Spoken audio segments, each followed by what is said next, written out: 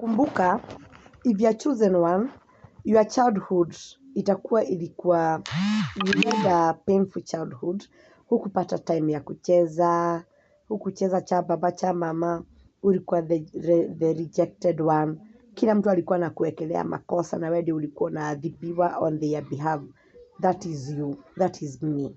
We never enjoyed our childhood. And kuna vitu unaweza kumbuka well that they happened at the age of 1 year, 2 years, 3 years, you can remember well.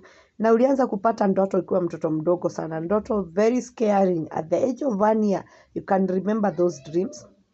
Ama ulianza kuonyeshwa vitu kama Amerika ukiwa mtoto wa miezi mwaka moja unaona Amerika, na sasa uko Amerika unaona hii kitu nilikuwa nimeona. For example, me I saw bus station at the age of 9 months.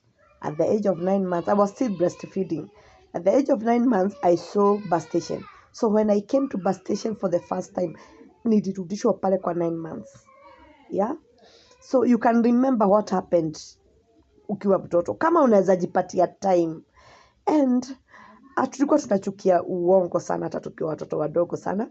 Na sasa wakati tuliletwa kwa familia zetu, tulileta ni kama bad luck. We are kids of bad luck. Sababu wazazi wetu wakidanganyana hiyo kitu ina happen. Tunakaa kama wachawi sisi. Mama akisema niko na mgonjwa, anapata mgonjwa wa ukweli juu uko pale. Watu wengi hapa wanateseka sababu wako na watoto wa miujiza kwa nyumba yao. Unadanganyana na yule mtoto wako pale, hiyo kitu ina happen. Ukidanganyana na uko na mtoto wa miujiza kwa nyumba yako, hiyo kitu ina happen. Kama mimi nimetesa wazazi wangu sana. Wakisema kitu na ni uongo, hiyo kitu ina happen. Ndio maana nilikuwa naitwa mchawi. Tunachukia uongo sana. Si hata unajua nachukia uongo. Lakini hawa wenye wananianika huku si mnawajua wanaongea uongo. Mtu alikuja kwangu akitaka nimfundishe uganga. Alafu sasa anaongea uongo. Ninachukia uongo. Mimi haki naweza kukuroga juu ya uongo. I hate lies. I hate lies. Nachukia uongo. Mtu ako Amerika anakuja kuongea uongo. Na niko na sauti zake amenitumia hapa. Niko na sauti anatuma hapa na anaongea uongo.